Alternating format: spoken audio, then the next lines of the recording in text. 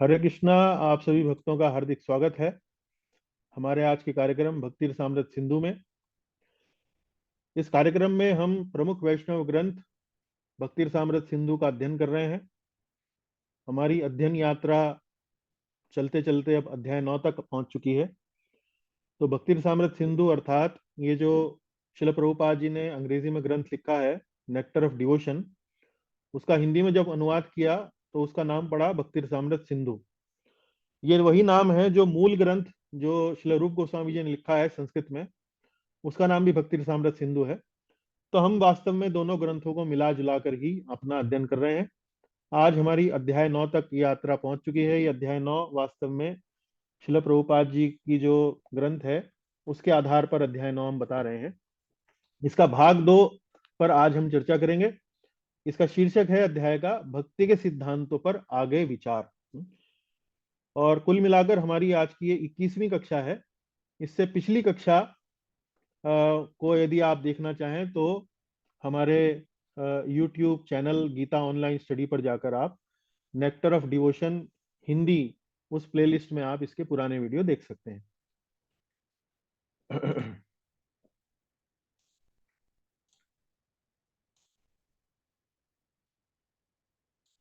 कक्षा का आरंभ मंगलाचरण प्रार्थनाओं से करेंगे। ओम अज्ञानतिमिरन्धस्य ज्ञानञ्जनशलाकया चक्षुरुन्मीलितं येन तस्मै श्रीगुरवे नमः। श्रीचैतन्यमनोभीष्टं स्थापितं येन भूतले स्वयं रूपः कदा मह्यं ददाति स्वपदान्तिकं। वन्देऽहं श्रीगुरोः श्रीयुतापदकमलं श्रीगुरून् वैष्णवांश्च श्रीरूपं साग्रजातं सहगण रघुनाथान्वितं तं सजीवम् साद्वैतं सावधूतं परिजनसहितं कृष्ण चैतन्य देवं श्री राधा कृष्ण पादान् सहगण ललिता श्री विशाखान्वितांश्च। हे कृष्ण करुणा सिंधो दीनबंधो जगत्पते गोपेश गोपिका कांत राधा कांत नमोस्तुते। तप्त कांचन गौरांगी राधे वृंदावनेश्वरी वृषभानुसुते देवी प्रणमामि हरिप्रिये। वाञ्छाकल्पतरुभ्यश्च कृपा सिन्धुभ्य एव च पतितानां पावनेभ्यो वैष्णवेभ्यो नमो नमः। जय श्री कृष्ण चैतन्य प्रभु नित्यानंद श्री अद्वैत गदाधर श्रीवासादि गौर भक्त वृंद। हरे कृष्ण कृष्ण कृष्ण हरे हरे, हरे राम राम राम हरे हरे।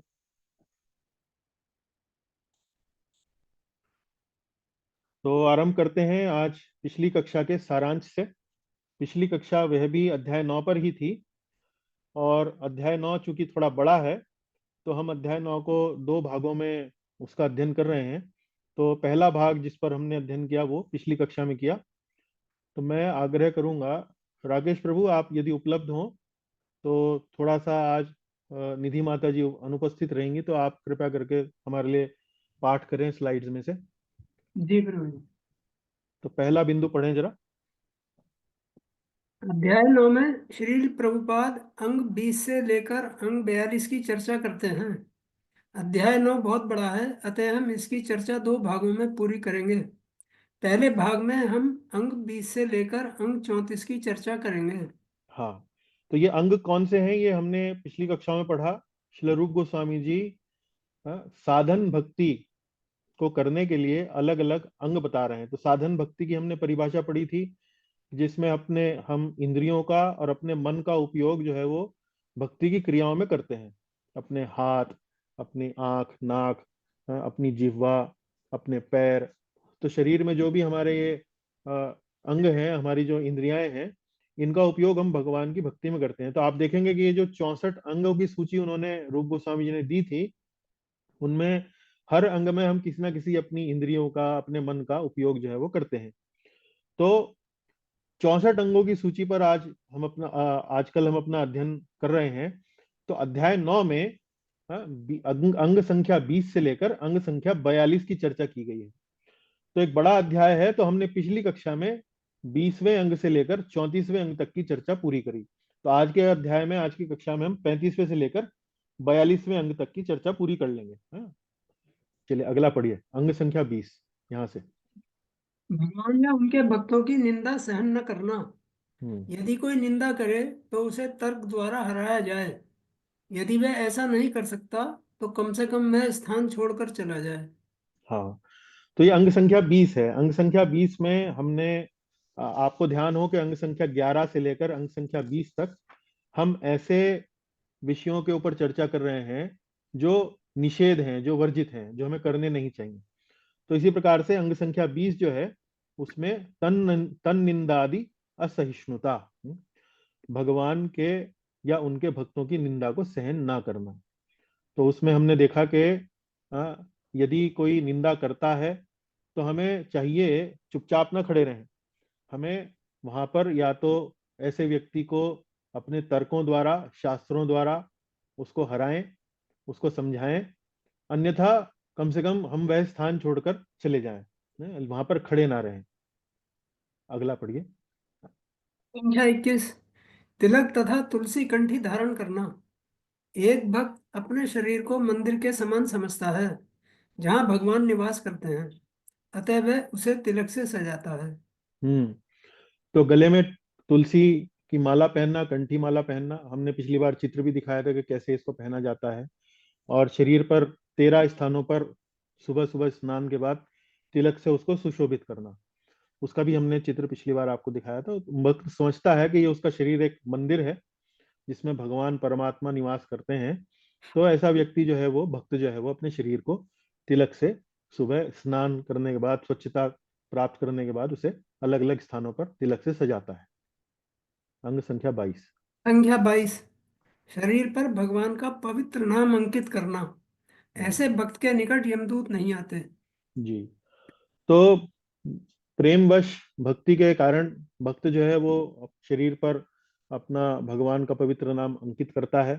कई बार स्टैंप जो होती है उसको गुदवा, उसको गर्म करके वो अपने यहाँ कंधे के पास अपना हरे कृष्ण लिखवा लेगा या हरे राम लिखवा लेगा। इस प्रकार से कुछ भी भगवान का नाम जो है लिखवा सकता है। उससे भगवान का स्मरण उसको बना रहता है। जी। अंग संख्या 23। अर्चा विग्रह को अर्पित सात सामग्री का सम्मान करना। ऐसा भक्त माया पर विजय प्राप्त करता है तथा भौतिक कल्मशों से छूट जाता है। जी। तो इसको क्या बोलते हैं? अर्चा विग्रह को जो सात सामग्री अर्पित की जाती है उसको निर्माल्य बोलते हैं। तो निर्माल्य यानी कि भगवान को अर्पित मालाएं, सुगंधित तेल, वस्त्र, आभूषण, पुष्प, इस प्रकार जब भगवान को अर्पित किए जाते हैं तो जब वो वापस भगवान के उपयोग के बाद जब हमें भक्तों को जब मिलते हैं तो एक प्रकार का प्रसाद होता है। तो ऐसी सामग्री का सम्मान किया जाना चाहिए। यदि माला हो तो आप उसे, उसकी सुगंध लें और उसको अपने कमरे में, अपने कक्ष में किसी अच्छे स्थान पर आप उसके टांग दें, ताकि उसके सुगंध से आपका जो कमरा है, जो कक्ष है, वो महके, आपको भगवान का स्मरण हो। भगवान का कोई वस्त्र है तो उसके छोटे छोटे टुकड़े करके आप अपने हाथ पर प्रेम के कारण उसको बांध सकते हैं। इस प्रकार से अर्चा विग्रह को अर्पित साज सामग्री का सम्मान किया जाता है। मान लीजिए सुगंधित तेल है तो उसे आप अपने हाथ पर लगाएं, उसका सुगंध का आप आनंद ले सकते हैं।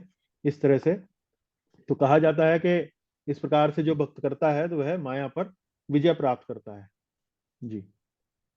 संख्या 24। अर्चा विग्रह के समक्ष नाचना। हम्म, ऐसे भक्त के सारे पाप पेड़ पर बैठे पक्षियों के समान ताली बजाने पर उड़ जाते हैं। हाँ, तो इस अंग का नाम है अग्रे तांडवम, अर्चा विग्रह के समक्ष नाचना।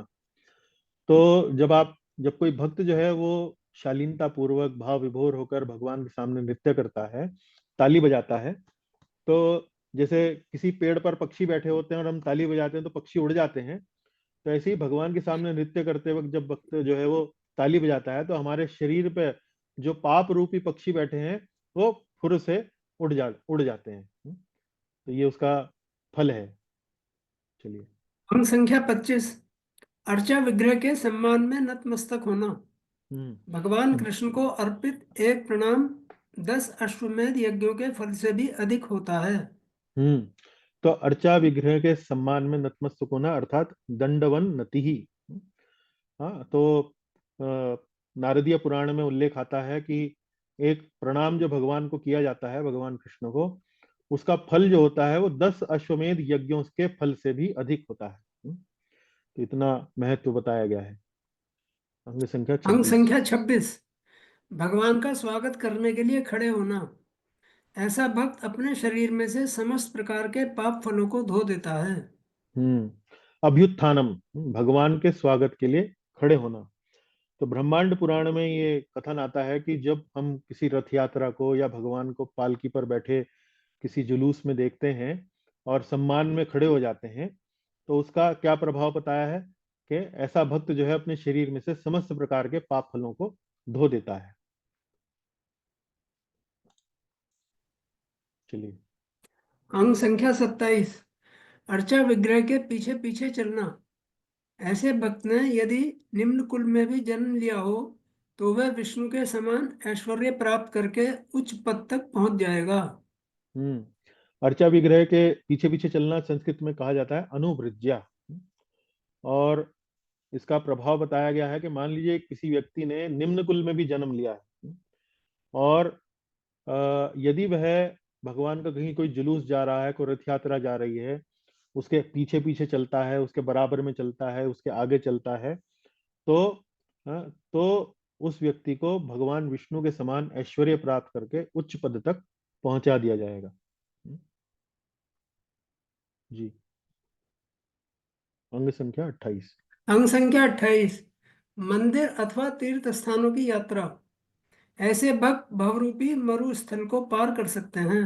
हम्म स्थाने गति ही, तो भगवान के मंदिर में जाना, भगवान के तीर्थ स्थानों पर जाना, तो ये ऐसा कहा जाता है कि यदि हम ऐसा करते हैं तो भवरूपी मरुस्थल को हम पार कर सकते हैं। तो इस जगत को मरुस्थल के समान बताया गया है। मरुस्थल ऐसा स्थान जहाँ बहुत कुछ भी सुखपूर्ण नहीं है, कुछ भी सुखमय नहीं है, सब कुछ सूखा ही सूखा है, वहाँ कोई भी आनंद नहीं है। तो भगवान के मंदिर में जाना, तीर्थ यात्रा इत्यादि करने से हम मरुस्थल को पार कर सकते हैं, भवरूपी मरुस्थल को पार कर सकते हैं। जी। अंग संख्या 29। विष्णु मंदिर की परिक्रमा करना। ऐसे भक्त को इस जगत में बारंबार जन्म मृत्यु के चक्र की परिक्रमा नहीं करनी पड़ती। हाँ, तो जो भगवान विष्णु की परम परिक्रमा करता है, उसे जन्म मृत्यु की परिक्रमा से छुटकारा मिल जाता है। चलिए अगला। अंग संख्या 30। अर्चा विग्रह की पूजा करना। ऐसा भक्त आसानी से वैकुंठ लोक अर्थात ईश्वर के नित्य आनंदमय साम्राज्य को प्राप्त कर सकता है। हम्म तो अर्चा विग्रह की पूजा करना, इस अंग का संस्कृत में नाम है अर्चनम। पूजा, उपासना इत्यादि करना। तो भगवान की उपासना करने के अनेक अनेक उपचारों से उनकी उपासना होती है। धूप, दीप, जल, वस्त्र, पुष्प, चांवर, मोर पंख, इस प्रकार से अलग अलग प्रकार से भगवान की पूजा होती है अर्चा विग्रहों की। तो इसका परिणाम बताया गया है कि ऐसा भक्त जो है आसानी से, सरलता से वैकुंठ लोक अर्थात ईश्वर के नित्य आनंदमय साम्राज्य को प्राप्त कर सकता है, यानी कि सालोक्य मुक्ति की बात कर रहे हैं यहाँ पर। अंग संख्या 31। भगवान की सेवा करना। ऐसा भक्त भगवान के धाम जाता है। हाँ, भगवान की सेवा करना, इस अंग का नाम है परिचर्या। तो हमने आपको बताया था परिचर्या और अर्चनम में अंतर। अर्चनम जो है वो वास्तव में मंत्रों के साथ होती है, अलग अलग उपचारों के साथ होती है। और परिचर्या जो है वो वास्तव में भगवान को राजा के समान समझना और भगवान की राजा के समान एक प्रकार से सेवा करना। जैसे जैसे उनको सजाना है, उनको उनकी पूजा करना, चामर से, छत्र से, संगीत से, संगीत वाद्यों से। तो ये वास्तव में भगवान को एक राजा के समान समझकर उनकी सेवा करना। तो कहा जाता है कि यदि भक्त कोई ऐसा करता है तो वह भगवान के धाम जाता है। जी। अंग संख्या 32। भगवान विषयक महिमा का गायन। भगवान कृष्ण ऐसे गायन को शिवजी द्वारा की गई स्तुतियों से भी अधिक सम्मान प्रदान करते हैं। हम्म तो इसको बोलते हैं अंग संख्या 32। इसका संस्कृत में नाम है गीतम। गीतम मतलब भगवान की महिमा का गान करना, भगवान के सामने भजन गाना, कीर्तन करना है। तो ये ऐसे गायन से भगवान बड़े प्रसन्न होते हैं। यहाँ तक कि कहा गया है लिंग पुराण में कि भगवान शंकर जब स्तुतियां करते हैं भगवान की, तो उससे भी अधिक भगवान जो है इसको सम्मानित करते हैं, ऐसे ऐसे गायन को। चलिए संकीर्तनम आगे चलते हैं, 33वां अंग जी। अंग संख्या 33। कीर्तन अर्थात उच्च स्वर से भगवान नाम का उच्चारण। ऐसा भक्त अनेकानेक जन्मों से चले आ रहे पाप कर्मों के फलों से तुरंत छूट जाता है। हम्म।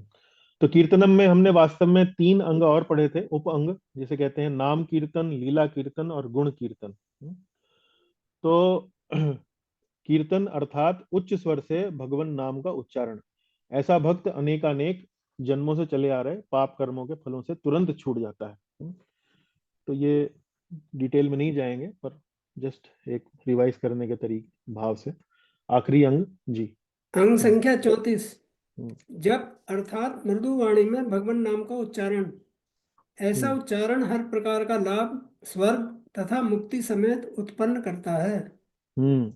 तो जप के बारे में हमने पढ़ा था, और कीर्तन का अंतर हमने समझा था। कीर्तन मतलब उच्च स्वर में गायन करना, उच्च स्वर में कीर्तन करना भगवान के नाम का।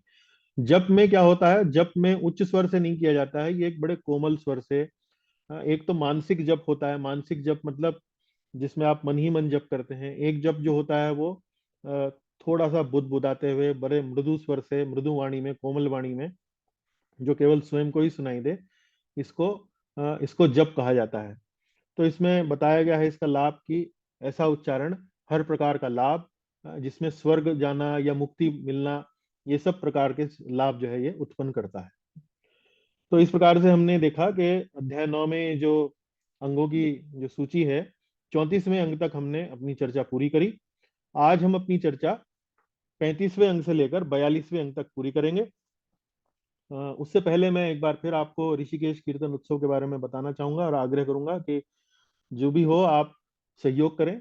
सहयोग करना कोई अनिवार्य नहीं है, आप अपनी इच्छा से करें, और ये सोच के करें कि ये वास्तव में एक पवित्र पुण्य कार्य के लिए उपयोग है। धनराशि जितनी आपकी इच्छा हो, 10 रुपए भी स्वीकार्य हैं। नकद देकर आप कर सकते हैं।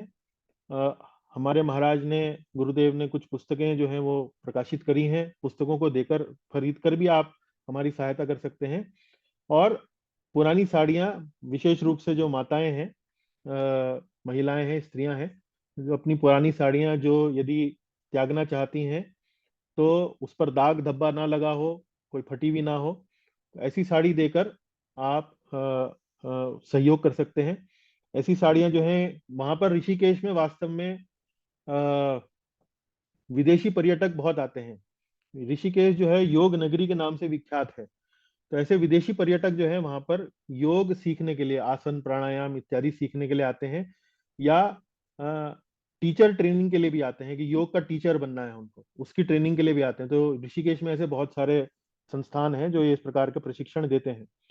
तो चूंकि ये भारतीय आध्यात्मिकता के प्रति पहले से ही आकृष्ट होते हैं, तो ऐसे लोगों को भगवत गीता के बारे में बताना, श्रीमद् भागवत के बारे में बताना, भगवान के हरि नाम कीर्तन के बारे में बताना, बड़ा सरल होता है। तो ऐसे लोगों को भगवान नाम के प्रति आकर्षित करना, गीता श्रीमद् भागवत के संदेश के प्रति आकर्षित करना, ये इस कीर्तन उत्सव का वास्तव में लक्ष्य है। और इसमें कोई बहुत लंबी चौड़ी सत्संग इत्यादि नहीं होते हैं। इसमें विशेष रूप से, मुख्य रूप से भगवान के नाम का कीर्तन जो है वो सुबह से लेकर शाम तक होता है। 2 सत्रों में होता है, सुबह 10 बजे से लेकर 12:30 बजे तक, और शाम को 4 बजे से लेकर 7:30 बजे तक। विश्व भर से इस्कॉन के जो प्रमुख कीर्तन गायक हैं इसमें निमंत्रित किए जाते हैं, आमंत्रित किए जाते हैं। बहुत अच्छे संगीत वाद्यों के द्वारा और बहुत सुंदर गायन के द्वारा इन विदेशी लोगों को वहां पर भगवान के नाम का कीर्तन जो है वो उसका आस्वादन कराया जाता है। साथ ही साथ सांस्कृतिक कुछ मंडप भी होते हैं, जैसे मैंने आपको बताया, गोपी डॉट्स मतलब मुख पर चित्रकारी करते हैं, जैसे गोपियां अपने मुख पर चित्रकारी करती हैं वृंदावन में। मेहंदी लगाना स्त्रियों के हाथों पर, उनको साड़ी पहनाकर उनको सजाना। तो साड़ियां जो हैं ये उनको दे दी जाती हैं, फिर बाद में एक उपहार स्वरूप दे दी जाती हैं। उसके अलावा एक एक मंडप जो है वो ज्योतिष का भी होता है। ज्योतिष का मंडप यानी कि एक महाराज के एक शिष्य हैं पोलैंड के, जिन्होंने ज्योतिष विद्या पढ़ी है, तो अपनी ज्योतिष विद्या से लोगों को बताते हैं कि उसके क्या लाभ हैं, कैसे उसका प्रयोग किया जा सकता है।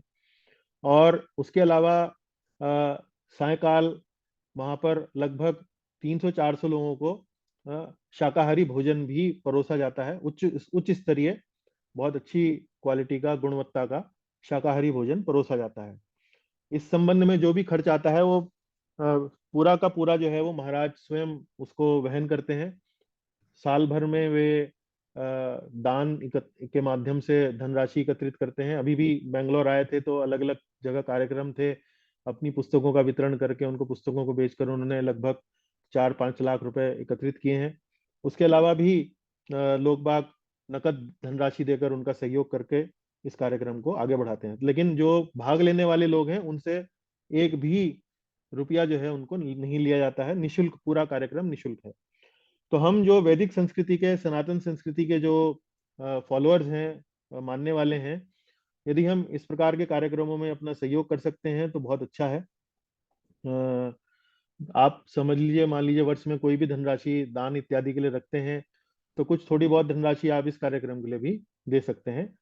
ये इस कीर्तन उत्सव का एक पैम्फलेट है, फ्लायर है। 20 फरवरी से लेकर 25 मार्च तक ये कार्यक्रम होगा। ऋषिकेश आनंद धाम आश्रम में ये कार्यक्रम आयोजित किया जाएगा।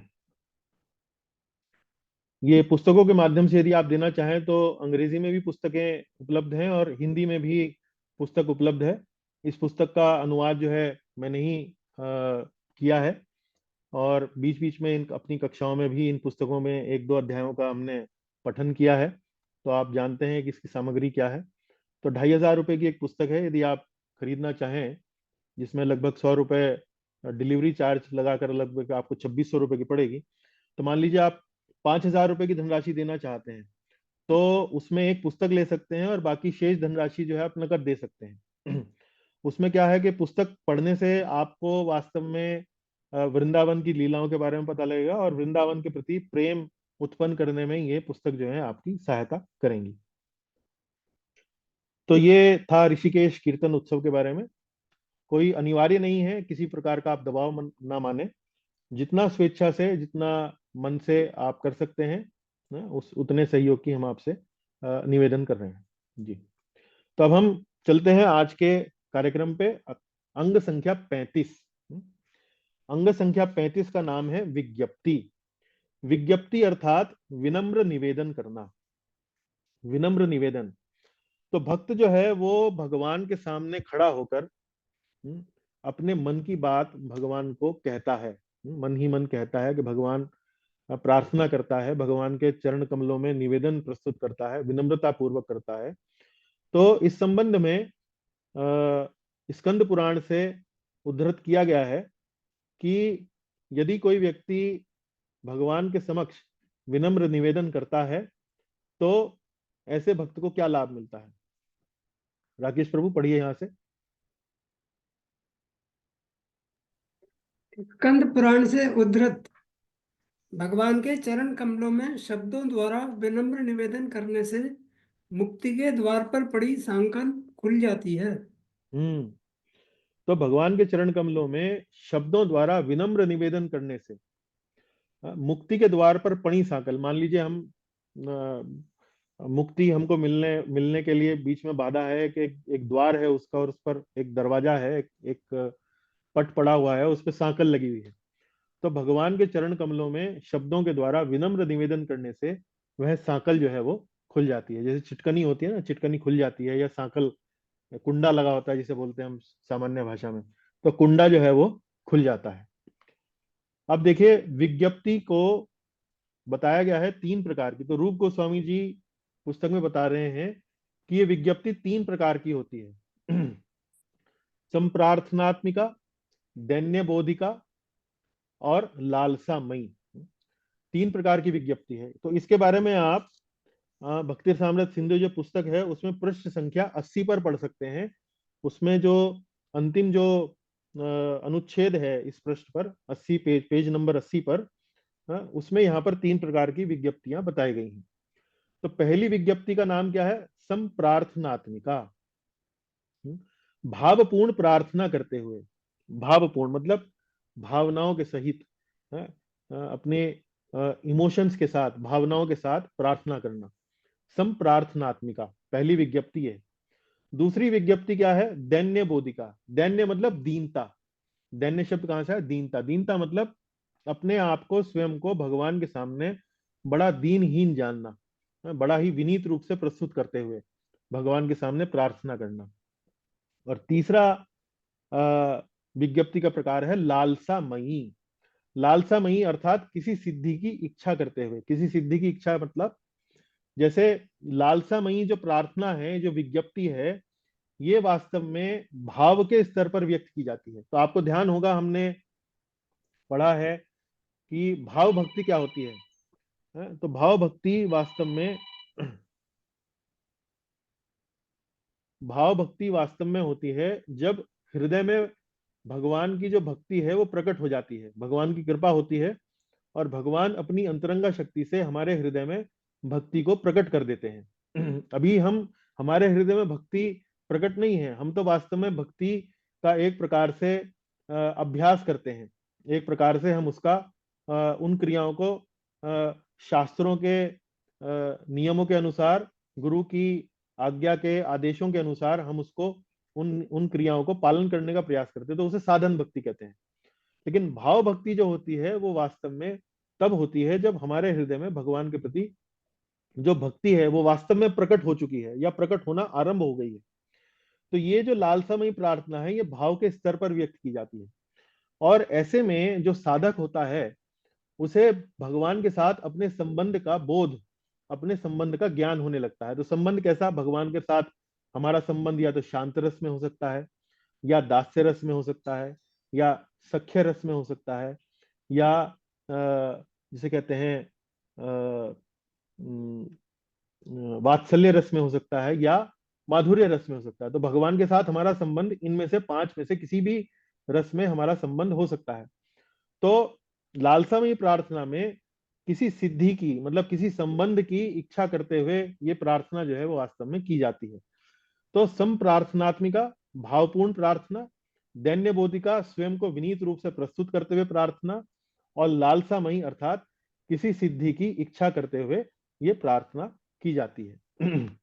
अब जैसे कि रूप गोस्वामी जी की शैली है, वो हर प्रकार की प्रार्थना की शैली का या हर प्रकार की विज्ञप्ति का एक शास्त्र से उदाहरण जो है वो प्रस्तुत करते हैं। तो देखिए, ये है संप्रार्थनात्मिका, भावपूर्वक प्रार्थना करना। तो भावपूर्वक प्रार्थना का जो उदाहरण है वो पद्म पुराण से यहाँ पर उद्धृत करते हैं रूप गोस्वामी जी। तो भावपूर्ण प्रार्थना यानी कि संप्रार्थनात्मिका प्रार्थना का श्लोक कौन सा है? युवतीनाम यथा यूनि यूनाम च युवतौ यथा मनोभिरमते तद्वन् मनोभिरमतां त्वयि। युवती नाम तथा यथा यूनि, जैसे युवतियों में युवकों के प्रति स्वाभाविक स्नेह होता है, और यूनाम चा युवतौ यथा, यूनाम, यूनाम मतलब युवकों में युवतियों के लिए स्वाभाविक स्नेह पाया जाता है। मनो अभिरमते तद्वन, मेरी आपसे प्रार्थना है कि मेरा मन भी, मनो अभिरमते तद्वन, मेरी आपसे प्रार्थना है कि मेरा मन भी मनो अभिरमताम त्वयि, उसी तरह आपकी ओर आकृष्ट हो। मनो अभिरमताम त्वयि, त्वयि मतलब भगवान के लिए कह रहे हैं। तो युवती नाम युवतियां, तथा यथा यूनि, यथा मतलब जैसे, जैसे युवतियों का मन युवकों के प्रति स्वाभाविक स्नेहवश आकर्षित होता है, और वैसे ही युवकों का मन किसी युवती के प्रति स्वाभाविक स्नेह पाया जाता है। तो यहाँ भक्त जो है वो भावपूर्ण प्रार्थना कर रहा है भगवान के साथ, भगवान के प्रति। और उदाहरण क्या दे रहा है? उदाहरण दे रहा है युवतियों का युवकों के प्रति स्नेह और युवकों का युवतियों के प्रति स्नेह। तो ये जो स्नेह है युवक का युवती के प्रति या युवती का युवक के प्रति, ये वास्तव में काम वासना से प्रेरित होता है। लेकिन ये आकर्षण जो है बड़ा स्वाभाविक होता है। इस आकर्षण के लिए ना तो युवक को ना युवती को किसी प्रशिक्षण की आवश्यकता होती है, ये बड़ा ही स्वाभाविक रूप से आकर्षण होता है। तो यहाँ भक्त जो है वो प्रार्थना क्या कर रहा है वो भक्त प्रार्थना कर रहा है कि जैसे युवक का युवती के प्रति और युवती का युवक के प्रति बड़ा स्वाभाविक आकर्षण होता है, तो हे भगवान, हे प्रभु, कृपा करके मेरा आकर्षण भी आपके प्रति इसी प्रकार हो, जो बड़ा ही स्वाभाविक हो, जो बड़ा स्वाभाविक हो।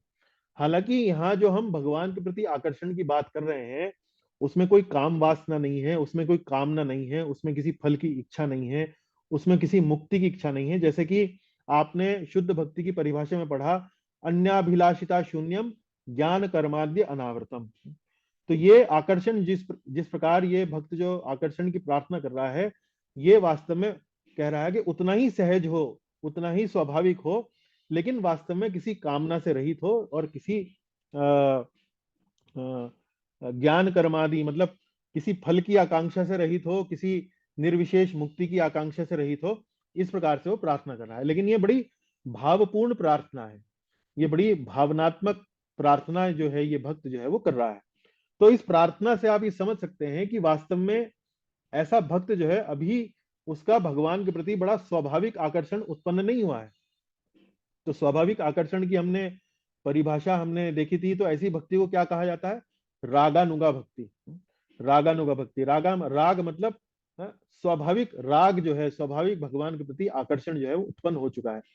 तो ये व्यक्ति जो है, इस संप्रार्थनात्मिका जो प्रार्थना है, ये वास्तव में वैधि भक्ति के स्तर पर वास्तव में की गई है। अब हम अगला उदाहरण देखते हैं विज्ञप्ति का, वो है दैन्य बोधिका। दैन्य बोधिका, तो दैन्य बोधिका विज्ञप्ति के प्रति जो श्लोक यहाँ पर रूप गोस्वामी जी उद्धृत कर रहे हैं, वो पद्म पुराण से उद्धृत है। मत्तुल्यो नास्ति पापात्मा नापराधी च कश्चन परिहारेपि लज्जा में किम ब्रूवे पुरुषोत्तमा। मत्तुल्यो नास्ति पापात्मा, तो यहाँ भक्त कह रहा है कि मेरे जैसे बढ़कर अन्य कोई जीव, अन्य कोई पापी जीव नहीं है, मुझसे बड़ा पापी नहीं है कोई। हे प्रभु, मैं आपके समक्ष खड़े होकर ये स्वीकार करता हूं कि मुझसे बड़ा पापी इस जगत में और कोई नहीं है। ना अपराधी च कश्चना, और ना ही मुझसे बढ़कर कोई अपराधी है। ना अपराधी च कश्चना परिहारे अपि लज्जा में, मुझे आपके समक्ष आते हुए भी लज्जा आती है। तो ये भक्त कह रहा है कि मुझे आपके समक्ष आते हुए लज्जा आती है। क्यों? क्योंकि मैं वास्तव में इतना पापी हूं, इतना अपराधी हूं, और आप जो हैं, जो पूर्ण शुद्ध हैं, हर प्रकार से किसी भी प्रकार के भौतिक कलमश से पूर्णतया मुक्त हैं। तो ऐसे परम परम पूर्ण पूर्ण पुरुषोत्तम एकदम शुद्ध भगवान के समक्ष आते हुए मैं बड़ा लज्जित अनुभव करता हूं। है किम ब्रुवे पुरुषोत्तम, मैं क्या कहूं हे पुरुषोत्तम, मेरे पास शब्द नहीं है। तो यहाँ इस प्रार्थना में आप देख सकते हैं कि ये जो भक्त है वो वास्तव में बड़ा ही अपने आप को दीनहीन जान रहा है भगवान के सामने। तो भगवान के सामने दीन अपनी अपनी दीनता के रूप में प्रस्तुत करना वास्तव में और प्रार्थना करना, ये एक प्रकार से बड़ा ही हमें शुद्ध करती है, भीतर से हमें शुद्ध बनाती है। तो यहाँ ये समझिए, यदि भगवान के समक्ष निष्ठा पूर्वक क्षमा याचना की जाए तो भगवान क्षमा कर देते हैं। तो हमने मान लीजिए हमसे कोई त्रुटि हो गई, हमसे कोई पाप हो गया, तो भगवान के समक्ष खड़े होकर उसे स्वीकार करना, क्षमा मांगना कि हे प्रभु, मुझसे ये त्रुटि हुई, मुझसे ये पाप हुआ, कृपा करके मुझे क्षमा करें।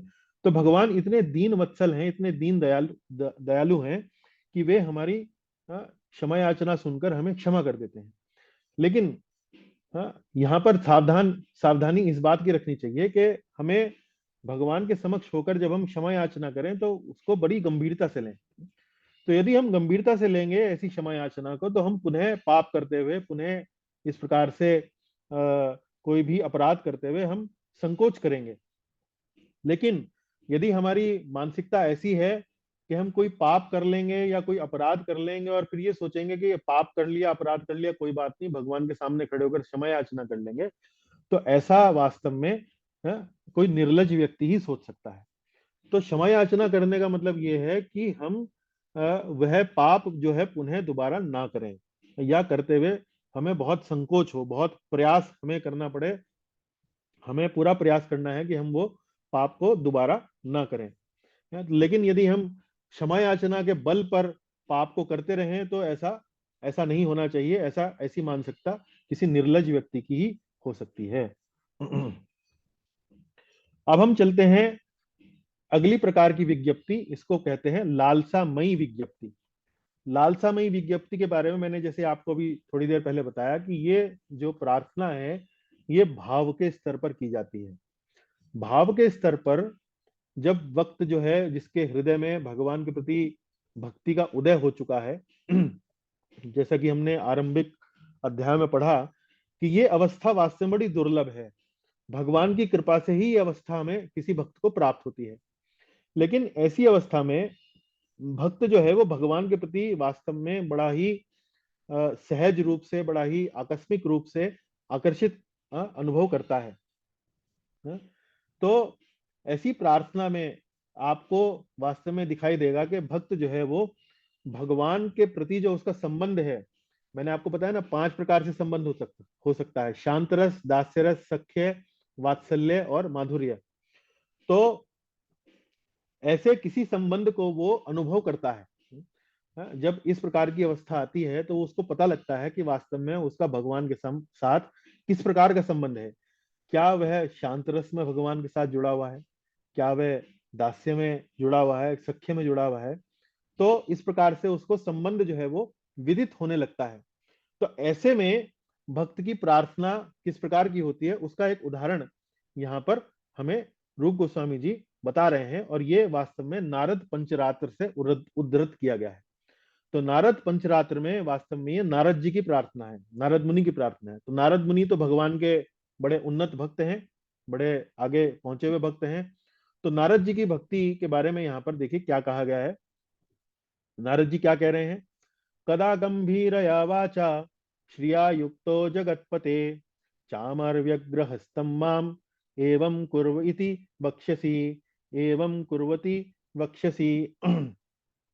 कदा गंभीरया वाचा, हे जगतपति, श्रिया युक्तो जगतपते, जगतपते मतलब नारद मुनि कह रहे हैं हे जगतपति, कदा गंभीरया वाचा श्रिया युक्तो, हे जगतपति वह दिन कब आएगा, कदा वह दिन कब आएगा जब आप लक्ष्मी देवी के संग। तो यहाँ नारद मुनि कल्पना कर रहे हैं कि भगवान लक्ष्मी जी के साथ विराजमान है, लक्ष्मी जी उनकी सेवा में लगी हुई हैं और भगवान जो है लक्ष्मी जी से सेवा ले रहे हैं। तो नारद मुनि ये प्रार्थना कर रहे हैं कि वह दिन कब आएगा जब आप लक्ष्मी देवी के संग होंगे और गंभीरया वाचा, गंभीर वाणी में मुझसे क्या कहेंगे, गंभीर वाणी में मुझसे कहेंगे। और मुझसे मतलब क्या, नारद मुनि अपनी परिस्थितियां बता रहे हैं। चामर व्यग्र हस्तम माम, मुझसे अर्थात जिसने उत्सुकता से चामर पकड़ रखा है, जिस व्यक्ति ने उत्सुकता से चामर पकड़ रखा है, आप गंभीरता से क्या कहेंगे, इस प्रकार पंखा करो, इस प्रकार पंखा करो, इस प्रकार पंखा करो। अब यहां देखिए इसको समझना पड़ेगा हमें, इस श्लोक को थोड़ा सा, इसका अर्थ क्या है, इस प्रकार पंखा करो का अर्थ क्या है। तो देखिए एक तो सेवा होती है जो भक्त अपनी इच्छा से भगवान की करता है। जैसे कल्पना कीजिए कि मेरी इच्छा भगवान की सेवा करने की है कि भाई मैं भगवान को चांवर से उनको मैं पंखा करूं या मोर पंख से मैं उनको पंखा करूं, उनकी सेवा करूं। तो ये तो मैं अपनी इच्छा से भगवान की सेवा कर रहा हूं। लेकिन यदि भगवान स्वयं कहें कि ऐसे नहीं ऐसे सेवा करो, या यूं कहें कि भाई तुम पंखा जो है वो थोड़ा हल्की गति से कर रहे हो, बल्कि थोड़ा सा और उच्च गति से पंखे से सेवा करो। तो अब यानी कि क्या है कि भगवान जो है उस सेवा में आनंद ले रहे हैं और वो चाह रहे हैं भक्त से कि जिस प्रकार तुम सेवा कर रहे हो उस प्रकार नहीं, जिस प्रकार मैं तुमसे सेवा करवाना चाहता हूं उस प्रकार से मेरी सेवा करो। तो ये वास्तव में भक्ति का एक उन्नत स्तर है जिसमें भगवान अपनी अभिलाषा व्यक्त करते हैं, अपनी इच्छा व्यक्त करते हैं कि उनकी सेवा कैसे की जाए। तो इस बात की कामना नारद मुनि अब यहां कर रहे हैं। नारद मुनि ये कामना कर रहे हैं कि मैं तो सेवा आपकी कर ही रहा हूं, मैं तो दास्य भाव में, एक सेवक के भाव में आपकी सेवा कर ही रहा हूं। लेकिन वह दिन कब आएगा हे जगतपति जब आप लक्ष्मी देवी के संग विराजमान होंगे और गंभीर वाणी में मुझसे कहेंगे कि नारद ऐसे नहीं, ऐसे मेरी सेवा करो। इस प्रकार मुझे पंखा मत करो, बल्कि इस प्रकार मुझे पंखा करो। तो ये एक भाव भक्ति के स्तर की गई प्रार्थना है, जब नारद मुनि भाव के स्तर पर वास्तव में भगवान से इस प्रकार से कह रहे हैं। यहां पर आप देख सकते हैं कि इस प्रार्थना में नारद मुनि का भगवान के साथ एक सेवक का संबंध, एक दास का संबंध यहाँ स्थापित हो रहा है।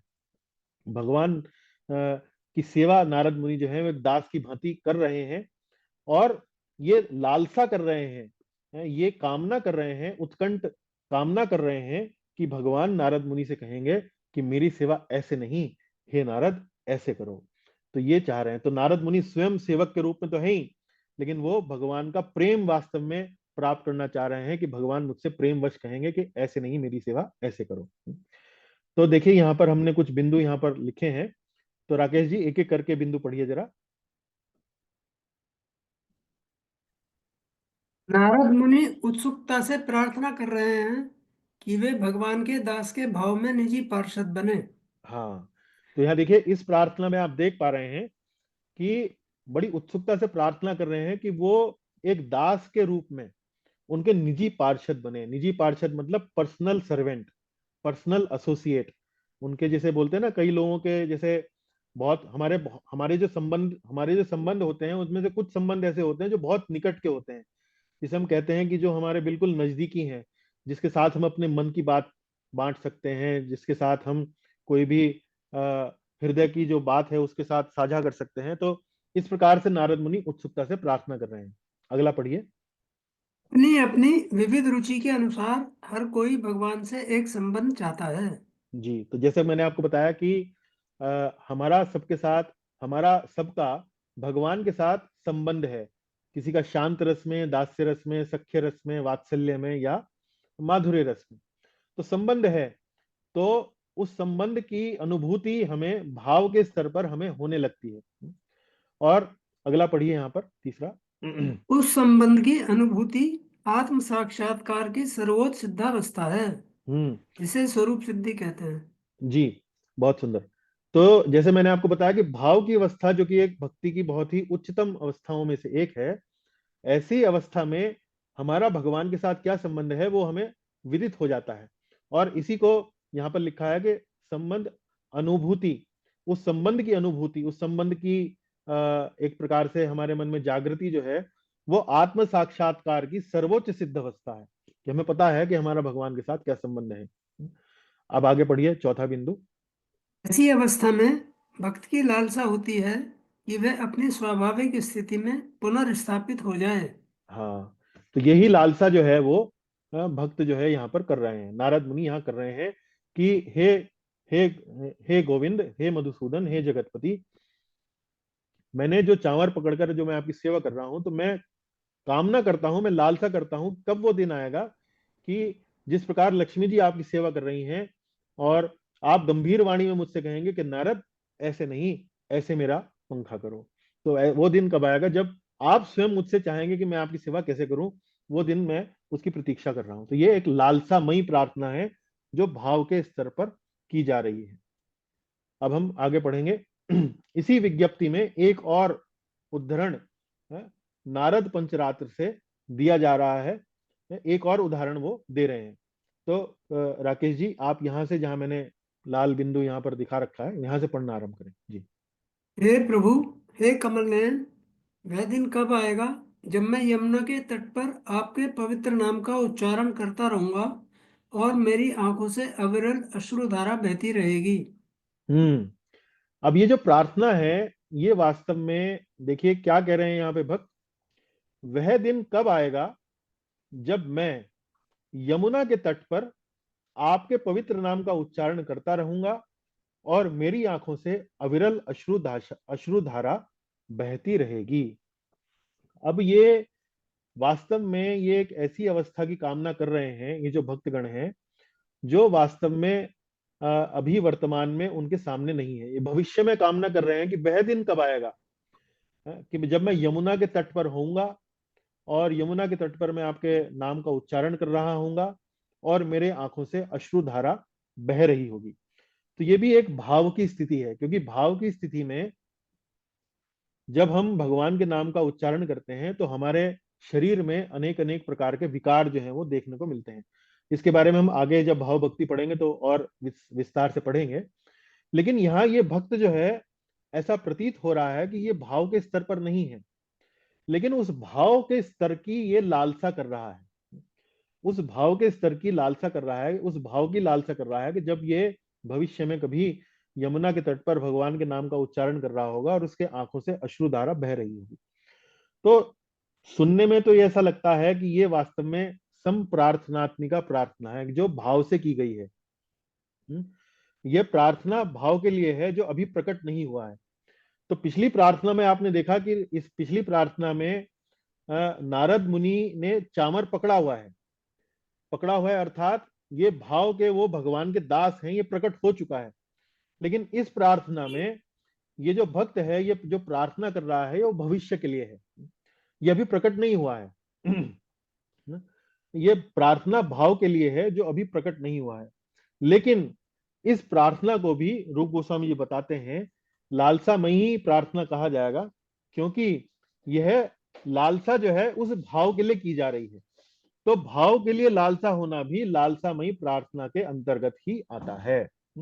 तो इस तरह से हमने लालसामयी प्रार्थना के दो उदाहरण देखे। एक उदाहरण हमने ये देखा जिसमें वास्तव में भक्त का भगवान के प्रति संबंध जो है वो उजागर हो चुका है, और उस संबंध के उजागर होने के बाद वह भक्त भगवान से प्रार्थना कर रहा है कि कब भगवान जो है उस संबंध के अनुसार मेरे साथ अपने प्रेम का आदान प्रदान करेंगे। तो वो हमने पिछली प्रार्थना में हमने देखा, नारद मुनि जब ये प्रार्थना करते हैं। लेकिन यहाँ जो दूसरा उदाहरण हमने देखा उसमें हमने ये देखा कि ये प्रार्थना भविष्य के लिए की जा रही है, भविष्य में उस भाव के लिए की जा रही है जो उस भक्त को प्राप्त होएगा जब वह भगवान के नाम का उच्चारण करेगा और उसकी अश्रुधारा बहने लगेगी। चूंकि ये भाव अभी प्रकट नहीं हुआ है, भविष्य के लिए किया गया है, लेकिन उस भाव की लालसा करना भी लालसामयी प्रार्थना के अंतर्गत ही उसकी श्रेणी में उसको रखा जाएगा। तो ये हमने लालसामयी प्रार्थना, दैन्य बोधिका प्रार्थना और संप्रार्थनात्मिका, विज्ञप्ति, विज्ञप्ति के हमने तीन प्रकार पढ़े। तो ये विज्ञप्ति वास्तव में इस प्रकार से है, विज्ञप्ति अर्थात विनम्र निवेदन भगवान से करना। तो हम अब चलते हैं अंग संख्या 36 पर। अंग संख्या 36 क्या है? स्तव पाठ। स्तव पाठ। तो स्तव जो है वो वास्तव में क्या, स्तव किसे कहा जाता है? प्रसिद्ध प्रार्थनाएं करना। तो स्तव, आपने शायद अनेक अनेक पुस्तकों का नाम पढ़ा होगा जिसमें आगे स्तव लिखा होता है। जैसे राधा कृपा कटाक्ष स्तव, स्तवराज, उसको तो वास्तव में स्तवराज कहा जाता है। तो स्तव जो है, ये प्रार्थनाएं जो हैं ये शास्त्रों में पहले से ही उपलब्ध हैं। ये प्रार्थनाएं पहले से ही उपलब्ध हैं। जैसे उदाहरण के रूप में भगवत गीता का 11वां अध्याय। तो भगवत गीता के 11वें अध्याय में क्या हुआ था, कौन बता सकते हैं? कौन बता सकते हैं कि भगवत गीता के 11वें अध्याय में क्या हुआ था? किस किस विषय पर चर्चा हुई थी 11वें अध्याय में?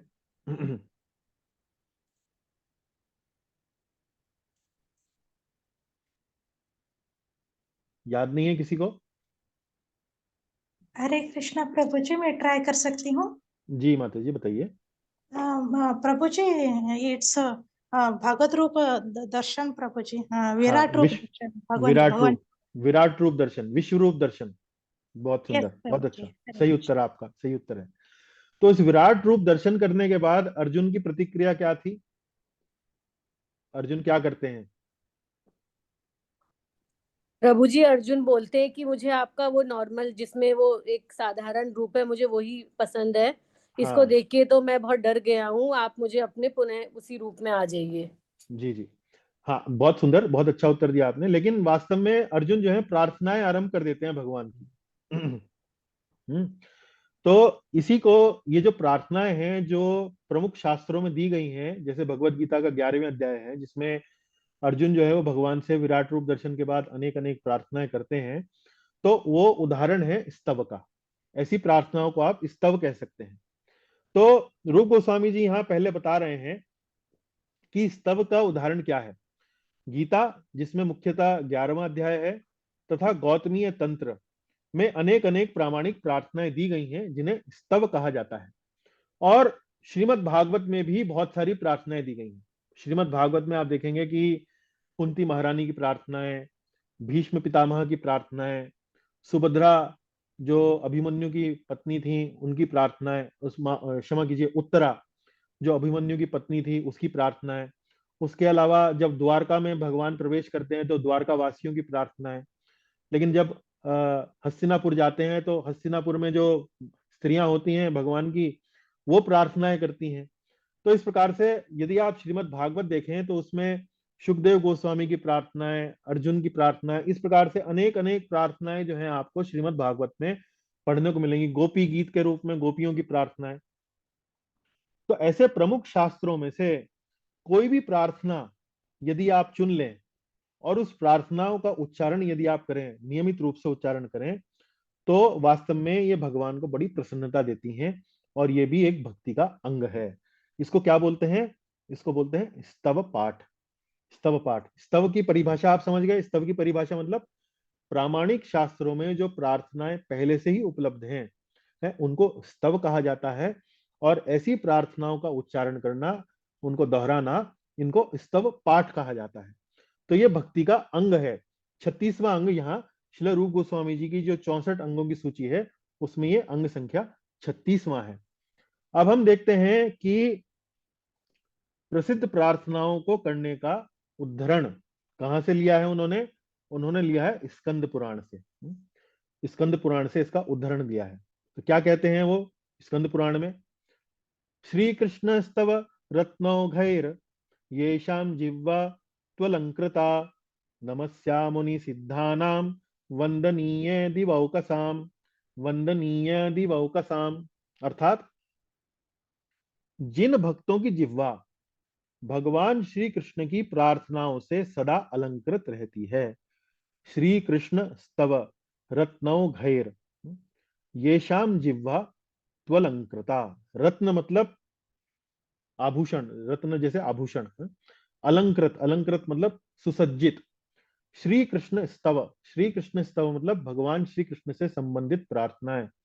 ये शाम जिह्वा, जिन भक्तों की जिह्वा, तो जिन भक्तों की जिह्वा भगवान श्री कृष्ण की स्तव से, भगवान श्री कृष्ण की प्रार्थनाओं से अलंकृत रहती हैं, सुशोभित रहती हैं, उनका क्या परिणाम है? नमस्या मुनि सिद्धानाम वंदनीय दिवौकसाम। वे सिद्ध पुरुषों द्वारा सम्मानित किए जाते हैं। नमस्या मतलब आदर, सम्मान। नमस्या मुनि सिद्धानाम, तो जो सिद्ध हैं, जो साधु हैं, जो मुनिगण हैं, ऐसे व्यक्तियों के प्रति, ऐसे व्यक्तियों का ऐसे भक्त के प्रति बड़ा सम्मान होता है। तो जो व्यक्ति भगवान श्री कृष्ण का स्तव पाठ करते हैं तो सिद्ध व्यक्ति ऐसे भक्त का बड़ा सम्मान करते हैं। और वंदनीय दिवौकसाम, और जो देवता गण होते हैं ऐसे व्यक्ति की पूजा करते हैं। तो जो भक्त जो है वो भगवान श्री कृष्ण का स्तव पाठ करता है, सिद्ध पुरुष उसकी सम्मान करते हैं और देवतागण ऐसे व्यक्ति की पूजा करते हैं। ये कहाँ लिखा है? ये लिखा है स्कंद पुराण में।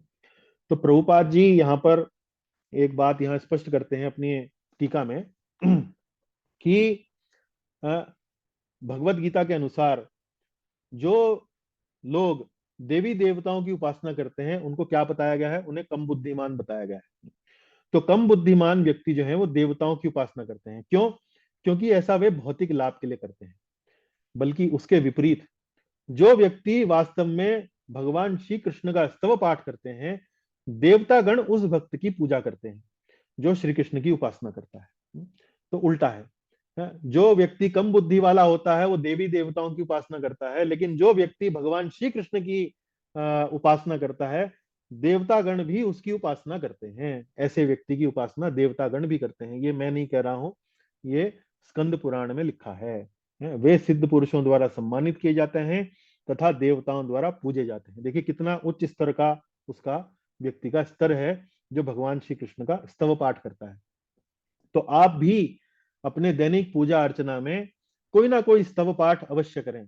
जरूरी नहीं है आप उसको स्मरण करें, उसका एक प्रिंट आउट निकाल लें और गोपी गीत का, राधा कृपा कटाक्ष का, भीष्म स्तुति है, कुंती महारानी की स्तुतियां हैं, उनमें से कुछ श्लोक आप चुन सकते हैं और उनका दिन में पूजा के समय आप 5 मिनट निकालकर आप उनका पाठ करें। तो उसका उसका परिणाम आप देखिए, आप क्या क्या यहाँ पर लिखा है कि देवी देवताओं द्वारा भी वो व्यक्ति जो है वो पूजनीय होता है। अब हम अगला देखते हैं। स्तव पाठ को ही लेकर एक और उद्धरण रूप गोस्वामी जी दे रहे हैं। ये है नरसिंह पुराण से। नरसिंह पुराण में क्या लिखा है? स्तोत्र ही स्तवैष च देवाग्रे यह स्तौति मधुसूदनम सर्व पापा विनिर्मुक्तम विष्णुलोक अवाप्नुयात्, विष्णुलोक अवाप्नुयात्। स्तोत्र ही स्तवैष च देवाग्रे। स्तोत्र और स्तव एष च देव आग्रे। देव आग्रे मतलब जो भगवान के अर्चा विग्रह होते हैं उनके सामने। जो स्तोत्र का पाठ करता है या स्तव का पाठ करता है, स्तोत्र है स्तव एष च देवाग्रे यह स्तौति मधुसूदनम। मधुसूदन, तो जो व्यक्ति मधुसूदन का स्तोत्रों तथा स्तवों से उनके अर्चा विग्रह के समक्ष गुणगान करता है। अब यहां देखिए दो शब्द आ गए हैं, एक तो स्तव आ गया है और एक स्तोत्र आ गया है। तो स्तव की परिभाषा तो मैंने आपको बता दी। स्तव की परिभाषा क्या है? ऐसी प्रार्थनाएं जो पहले से ही प्रामाणिक शास्त्रों में उपलब्ध हैं। हमने गीता के 11वें अध्याय का उदाहरण दिया, गौतमीय तंत्र का उदाहरण दिया और श्रीमद् भागवत का उदाहरण दिया। लेकिन स्तोत्र किसको कहते हैं? स्तोत्र प्रार्थनाएं जो हैं वास्तव में शास्त्रों में पाई जाती हैं, भक्तगण उनका अभ्यास करते हैं। स्तव वास्तव में स्वयं रचित प्रार्थनाएं होती हैं जिनके द्वारा व्यक्ति अपनी निजी भावनाएं व्यक्त कर सकता है। तो जो व्यक्ति मधुसूदन का स्तोत्रों तथा स्तवों से उनके अर्चा विग्रह के समक्ष गुणगान करता है, सर्व पापा विनिर्मुक्तम, वह सारे पाप कर्मों से तुरंत छूट जाता है। विष्णु लोक अवाप्नुयात, और वैकुंठ लोक जाने का पात्र बन जाता है। तो यहां देखिए, भक्तगण तीव्र निजी भक्ति भाव से स्तव के रूप में स्तोत्र का पाठ कर सकता है। अतः गीता को क्षमा कीजिए, हाँ, अतः गीता को 157 में स्तव कहा गया है। तो यहां देखिए, प्रभु जी, हाँ बताइए बताइए। इसमें थोड़ा संशय ये आ गया, स्तव और स्तोत्र में जो आपने हम्म स्तव बताया था, हम्म इसमें उल्टा लिखा हुआ है स्तोत्र प्रार्थनाएं शास्त्रों में पाई जाती हैं, जी जी। जबकि हाँ आपने बताया था स्तव प्रार्थनाएं शास्त्रों में पाई जाती हैं। जी। अब उसका उसका उत्तर जो है, यहाँ तीसरा जो ये बिंदु है ना, इसको पढ़िए जरा आप दोबारा, इसको तीसरे बिंदु को पढ़िए। भक्तगण तीव्र निजी भक्ति भाव से स्तव के रूप में स्तोत्र पाठ कर सकता है। हम्म अतः गीता को 1:2 157 में स्तव कहा गया है। हाँ, तो मान लीजिए यदि आप किसी इस जो जो परिभाषा है वो आप ऐसे समझिए, स्तोत्र मतलब जैसे जो प्रार्थना शास्त्र में पाई जाती है उसको टेक्निकली स्तोत्र कहा जाता है। लेकिन यदि आप इस स्तोत्र का पाठ भक्ति भाव से करते हैं, यदि आप तो तब जो है वो स्वयं रचित प्रार्थनाएं हैं जिनके द्वारा व्यक्ति अपनी निजी भावनाएं व्यक्त कर सकता है। तो आप यदि किसी स्तोत्र का पाठ भक्ति भाव से कर रहे हैं, मतलब स्तोत्र मतलब किसी और ने वो प्रार्थना लिखी, शास्त्र में उपलब्ध है, लेकिन यदि आप उसका निजी भावनाओं को व्यक्त करते हुए यदि आप उसका पाठ करते हैं तो उसको भी स्तव ही कहा जाता है। आप समझ गए? प्रभु जी, इसमें लिखा ना स्तव स्वयं रचित प्रार्थना है। हाँ, इस स्तव जो है स्वयं रचित प्रार्थना है। अतः शास्त्र गीता में। अतः गीता को 157 में स्तव कहा गया है। अच्छा अच्छा। स्तव क्यों कहा गया है उसे? वो आपकी निजी प्रार्थना तो है नहीं, जी। वो आपकी निजी प्रार्थना नहीं है, लेकिन भक्तगण तीव्र निजी भक्ति भाव से स्तव के रूप में स्तोत्र पाठ कर सकता है। तो वास्तव में तो वो स्तोत्र हुआ, जो गीता में जो प्रार्थनाएं दी गई हैं वास्तव में तो वो स्तोत्र हुआ है ना, ये तो बात मानते हैं आप। इस परिभाषा के अनुसार उसको स्तोत्र कहेंगे। लेकिन यदि आप तीव्र निजी भक्ति भाव से स्तव के रूप में मतलब अपनी निजी प्रार्थना मानते हुए यदि स्तोत्र का पाठ करते हैं तो उसे स्तव कहा जाता है। तो गीता में जैसे यहां हमने उदाहरण दिया आपको, गीता में या श्रीमद् भागवत में जो कुंती महारानी की प्रार्थना दी गई है वो आपकी निजी प्रार्थना तो है नहीं, कुंती महारानी की प्रार्थना है। जी तो वास्तव में तो वो स्तोत्र है, वास्तव में तो वो स्तोत्र है। लेकिन जब आप उसको अपने निजी भाव से, निजी भक्तिमय भाव से जब आप उस प्रार्थना को गाते हैं तो वो वास्तव में एक निजी प्रार्थना के रूप में स्तव पाठ ही कहलाता है। अब आप अब समझ पाए आप? जी जी यहाँ ये जो अंतिम बिंदु है, भक्तगण तीव्र निजी भक्ति भाव से स्तव के रूप में स्तोत्र पाठ कर सकता है। अतः गीता को 1-2-157 में, 1-2-157 क्या है? यहाँ ये देखिए, ये 1-2-157, यहाँ पर ये जो रूप गोस्वामी जी ने परिभाषा दी है स्तव की, है प्रामाणिक प्रार्थना है जिन्हें स्तव कहा जाता है। तो स्तव क्यों कहा जाता है वो उन्होंने यहाँ पर स्पष्ट कर दिया है। समझ में आती है प्रभु बात? मुझे समझ में तो आ रही है, मगर स्तव और स्तोत्र में कोई फर्क नहीं रहा फिर। हाँ, यदि आप निजी भाव से कर रहे हैं तो वो एक प्रकार से स्तव ही हो गया। आप एक प्रकार से आपका निजी हो गई वो प्रार्थना। जी ठीक है ना? जी ये थोड़ा टेक्निकल चीजें हैं, बहुत ज्यादा टेक्निकल बातों में मत जाइए। मुख्य बात ये है कि यदि आप इस प्रकार की प्रार्थनाओं का उच्चारण भाव भक्ति से, भाव से करते हैं, आनंद से करते हैं, तो भगवान बड़ा प्रसन्न होते हैं और जी सारे पाप कर्मों से छूट जाते हैं, वैकुंठ जाने के पात्र बन जाते हैं। काम की बात पर आइए। टेक्निकल छोड़ दीजिए। ठीक है ठीक है जी ठीक। जी, आगे चलते हैं। अंग संख्या 37, नैवेद्य आस्वाद, प्रसाद ग्रहण करना। अब पद्म पुराण से उद्धृत किया गया है, पढ़िए प्रभु जी यहां से। जो व्यक्ति प्रसाद भगवान के उच्छिष्ट को आदर देता है और चरणामृत ग्रहण करता है, यानी भगवान के चरण कमलों में अर्पित जल जिसमें तुलसी पौधे के बीज मिले होते हैं, वह सहस्त्रों यज्ञों का फल प्राप्त करता है। हाँ, तो जो व्यक्ति भगवान का प्रसाद यानी कि भगवान का उच्छिष्ट को आदर देता है और चरणामृत ग्रहण करता है, और चरणामृत की परिभाषा, हम चरणामृत क्या होता है उसको हम आगे थोड़ा बताएंगे अगली स्लाइड में। उसका परिणाम क्या है? सहस्त्रों यज्ञों का फल प्राप्त करता है। तो ये अंग संख्या 37 है। नैवेद्य आस्वाद, भगवान को भोजन अर्पित करें, भोग लगाएं, उसको स्वीकार करें, उसका आदर सम्मान करें, तो उसका फल क्या मिलने वाला है? सहस्त्र यज्ञों का फल आपको प्राप्त होगा। अब ये देखिए, प्रसाद, प्रसाद ग्रहण करना, ये प्रसाद की एक थाली जो है ये दिखाई गई है। यहाँ पर आप देख सकते हैं कि किस प्रकार से सुंदर एक थाली जो है जिसमें नाना प्रकार के व्यंजन है। इस प्रकार से आप भगवान को भोग लगा सकते हैं अलग अलग प्रकार के व्यंजनों का, और फिर उन्हीं व्यंजनों को आप जब स्वयं जो है आप उनको प्राप्त करते हैं तो उसे प्रसाद कहा जाता है। आगे देखिए, अगला अंग है अंग संख्या 38, पाद्य आस्वाद, पाद्य आस्वाद, चरणामृत पान, चरणामृत पान। तो चरणामृत क्या होता है पहले तो ये पढ़ेंगे। पढ़िए प्रभु जी, एक एक बिंदु पढ़िए जी। अर्चा विग्रह को वस्त्र पहनाने से पूर्व जल से प्रातःकाल स्नान कराया जाता है। हाँ, तो जैसे अभिषेक बोलते हैं ना, जैसे हाँ, अर्चा विग्रहों को हर सुबह हम लोग या जो पूजा इत्यादि करते हैं वो स्नान कराते हैं। तो उसके बाद क्या होता है? ये जल जल से स्नान कराया जाता है। और आगे यह जल पढ़िए। सुगंधियों यह जल सुगंधियों तथा पुष्पों से युक्त होता है। हाँ, तो इस जल में आप क्या कर सकते हैं? आप गुलाब जल मिला सकते हैं, वो सुगंधित हो जाता है। उसके बाद उसमें पुष्पों की पत्तियां थोड़ा बिखेर सकते हैं। तो ऐसे सुगंधित जल से हल्का सा, मान लीजिए ठंड हो तो थोड़ा सा गर्म भी कर सकते हैं, निवाया भी कर सकते हैं, भगवान को आनंद से आप स्नान कराएं। उसके बाद पढ़िए।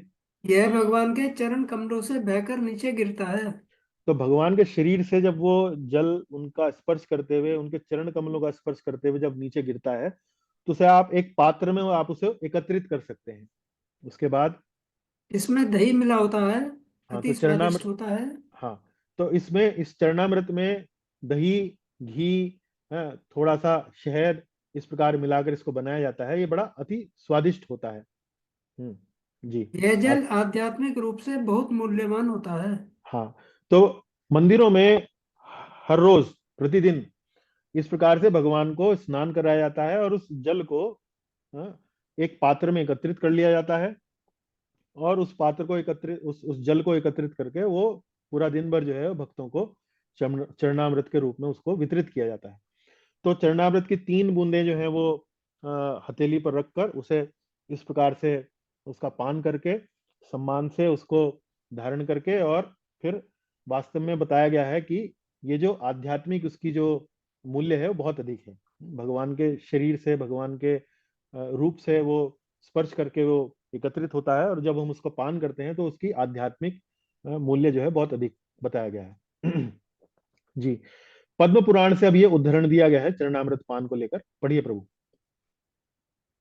जिस व्यक्ति ने कभी कोई दान नहीं दिया, कोई यज्ञ नहीं किया, वेदों का अध्ययन नहीं किया, ईश्वर की पूजा नहीं की, यदि वह मंदिर में रखे चरणामृत का केवल पान कर लेता है, तो वह भगवत धाम जाने का अधिकारी बन जाता है। जी, देखिए कितनी भगवान की कितनी कृपा है कि केवल आप चरणामृत का पान कर रहे हैं और वह आपको भगवत धाम जाने का अधिकार देता है। वो आपके हृदय में इस प्रकार से भक्ति का बीज जो है वो आरोपित करता है कि आप जो है वास्तव में भगवत धाम जाने की लालसा करने लगते हैं, भगवत धाम को जाने के अधिकारी बन जाते हैं। तो 3 बूंद चरणामृत की बड़े विनीत भाव से ग्रहण करें। और ये चरणामृत का एक चित्र जो है मैं आपको दिखा रहा हूँ यहाँ पर, कैसे एक थोड़ा सा बड़े सारे बर्तन में रखा होता है, तुलसी दल, पुष्प इत्यादि उसमें पड़े होते हैं। इस प्रकार से आप चरणामृत ग्रहण करें। तो भारतीय परिवेश से जो लोग हैं उन्हें मालूम है, जो सनातन संस्कृति से पहले आते हैं, हाँ, उनको तो ये सब मालूम है, उनको बहुत ज्यादा बताने की आवश्यकता नहीं है। लेकिन यहाँ रूप गोस्वामी जी ने बताया है कि कैसे अंग संख्या 38 में चरणामृत ग्रहण करने का भी बड़ा मूल्य है, बड़ा आध्यात्मिक मूल्य है। चलिए, अब हम आते हैं अंग संख्या 39 पर। तो अंग संख्या 39 जो है ये आपकी भक्ति रसामृत सिंधु पुस्तक में पृष्ठ संख्या 84 पर दी गई है। धूप माल्यादि सौरभ्यम, धूप माल्यादि सौरभ्यम, अर्थात अर्चा विग्रह पर चढ़ाए फूलों को तथा अगरू को सूंघना। तो धूप, धूप बोलते हैं अगरबत्ती, और फूल यानी के पुष्प, सौरभ्यम, सौरभ्यम मतलब उनकी सुगंध को सूंघना। तो भगवान को जो पुष्प अर्पित किए जाते हैं, जो भगवान को अगरबत्ती अर्पित की जाती है, उसकी सुगंध हमारी नासिका में जब प्रवेश करती है तो उससे बड़ा आध्यात्मिक आनंद आता है, आध्यात्मिक लाभ मिलता है। तो इसके बारे में अलग अलग शास्त्रों से उद्धरण किया गया है। हरि भक्ति सुधोदय, तंत्र शास्त्र, अगस्त्य संहिता से उद्धरण दिया गया है। पढ़िए प्रभु यहाँ से। जी। यह विधान है कि जब कोई व्यक्ति किसी साधु के पास या मंदिर में अर्चा विग्रह के दर्शन करने जाए, तो भेंट, उपहार या चढ़ावा लिए बिना न जाए। यह भेंट अतीव तुच्छ हो सकती है या अनमोल भी हो सकती है। यहाँ तक कि एक फूल, छोटा सा फल, थोड़ा जल, जो भी संभव हो अर्पित करना चाहिए। तो प्रभुपाद जी यहाँ पुस्तक में पहले धूप माल्यादि सौरभ्यम के उद्धरण देने से पहले बता रहे हैं कि धूप, माला, पुष्प, पत्ती, जल, फल, इस प्रकार से जब हम भगवान के अर्चा विग्रह का जब दर्शन करने जाते हैं तो कोई ना कोई छोटी मोटी भेंट जो है लेकर जाना चाहिए। जैसे कुछ पुष्प ले गए, कुछ तुलसी के पत्ते ले गए, या कुछ माला ले गए, या कोई फल ले गए भगवान को अर्पित करने के लिए। तो ये वास्तव में जाना चाहिए। मान लीजिए कि भगवान के विग्रहों के पास जा रहे हैं या किसी साधु के पास जा रहे हैं। जैसे हमारे गुरुदेव जब इस बार आए तो हमने भी थोड़ा बहुत उनका आदर सम्मान में कुछ उनका सम्मान करते हुए उनको कुछ दक्षिणा दी, हमने उनका कुछ सेवा करी इस प्रकार से। तो इस प्रकार से हम भी कोई फूल से, फल से, जल से उनको अर्पित करें आगे। अब सबसे पहले ये धूप सौरभ्यम। तो हरि भक्ति सुधोदय से धूप, धूप अर्थात अगरबत्ती या धूप, उसकी सुगंध। यहाँ से पढ़िए प्रभु। जब भक्तगण अर्चा विग्रह पर चढ़ाए गए अगरू की सुगंध को सूंघते हैं तो वे उसी प्रकार भौतिक कल्मश के विषैले प्रभावों भवरोग से विमुक्त हो जाते हैं, जिस तरह एक विशेष जड़ी बूटी को सूंघने से सर्पदंश अच्छा हो जाता है। हाँ, तो ये देखिए, विषैले प्रभाव कौन से? भौतिक कल्मश के विषैले प्रभाव। तो भौतिक कल्मश कौन से हैं? भवरोग। ये भौतिक कल्मश के विषैले प्रभाव अर्थात भवरोग। तो भौतिक कल्मश का उदाहरण क्या है? कौन बता सकते हैं? राकेश जी, भौतिक कल्मश के उदाहरण क्या है? लेग हम, पाई प्रभु जी। हाँ, लेग पाई। अंग्रेजी में आप लस्ट बोले। एंगर ग्रीड हाँ, pride right illusion. Illusion envy हाँ, हिंदी में कैसे बताएंगे? काम, क्रोध, लोभ, मोह, लोभ मद, मद मत्सर्य। मद मत्सर्य। काम, क्रोध, लोभ, मोह, मद, मत्सर्य। तो हम जैसे किसी व्यक्ति को बुखार हो जाए, ज्वर आ जाए, तो उसका शरीर जो है वो थोड़ा सा तापमान उसका बढ़ जाता है। तो ये ज्वर के एक प्रकार से लक्षण है। इसी प्रकार से जो व्यक्ति भवरोग से ग्रसित है, उसके लक्षण क्या हैं? उसमें काम, क्रोध, लोभ, मोह, मद, मत्सर्य ये दिखाई देता है। तो हम सब में है, कम से कम मुझ में तो है। तो वे उसी प्रकार भौतिक कल्मश के। तो जब हम भगवान को चढ़ाई हुई अगरबत्ती की सुगंध को सूंघते हैं, तो यहाँ हरि भक्ति सुधोदय में लिखा है कि हम भौतिक कल्मश के विषैले प्रभावों से विमुक्त हो जाते हैं। और उदाहरण देते हुए क्या बता रहे हैं? वैसे ही जैसे किसी को सांप ने यदि काट लिया हो और कोई एक विशेष जड़ी बूटी उसको सुंघा दी जाए, तो जो वैद्य लोग होते हैं गांव वगैरह में, उनको पता होता है कि सर्पदंश को यदि बचना है तो व्यक्ति को उस समय वो कुछ प्राप्त करने की स्थिति में तो होता नहीं है, तो उसे कोई जड़ी बूटी को पीस कर उसको यदि सुंघा दिया जाए तो वो सर्पदंश का जो प्रभाव है वो चला जाता है। तो इसी प्रकार जब भगवान को चढ़ाई हुई अगरबत्ती की सुगंध हमारी नासिका में प्रवेश करती है, तो भौतिक कल्मश के विषैले प्रभाव जो हैं वो दूर हो जाते हैं, वो भाग जाते हैं। अब तंत्र शास्त्र से भी उदाहरण दिया गया है। माल्य सौरभ्यम, माल्य सौरभ्यम। पढ़िए प्रभु यहां से। यदि मंदिर के अर्चा विग्रह को भेंट की गई माला की सुगंध किसी के नथनों में प्रवेश करती है तो पाप कर्मों का बंधन तुरंत दूर हो जाता है। हाँ, इसी प्रकार से माला की सुगंध यदि प्रवेश करे तो पाप के बंधन से वह दूर हो जाता है। उदाहरण पढ़िए। उदाहरण, 4 कुमार निर्विशेषवादी थे किंतु भगवान को अर्पित तुलसी के पत्ते की सुगंध से वे भक्त बन गए। हाँ, तो निर्विशेषवादी कौन? निर्विशेषवादी किसे कहेंगे राकेश प्रभु? निर्विशेषवादी कौन होता है? क्या आप निर्विशेषवादी हैं या भक्त नहीं हैं? प्रभु जी। आप भक्त बनने का प्रयास कर रहे हैं या आप भक्त हैं? जी भक्त की श्रेणी में आपको गिना जाएगा, ठीक है ना? जी। तो कैसे समझाएंगे कि आप निर्विशेषवादी नहीं हैं, आप भक्त हैं? कैसे बताएंगे? निर्विशेषवादी का लक्ष्य क्या होता है? मोक्ष प्राप्त करना, मोक्ष प्राप्त करना है। ब्रह्म से एक हो जाना, ब्रह्म हाँ, में लीन हो जाना। जैसे जिसे कहते हैं ब्रह्म मुक्ति। जी। जिसे कहते हैं ब्रह्म मुक्ति।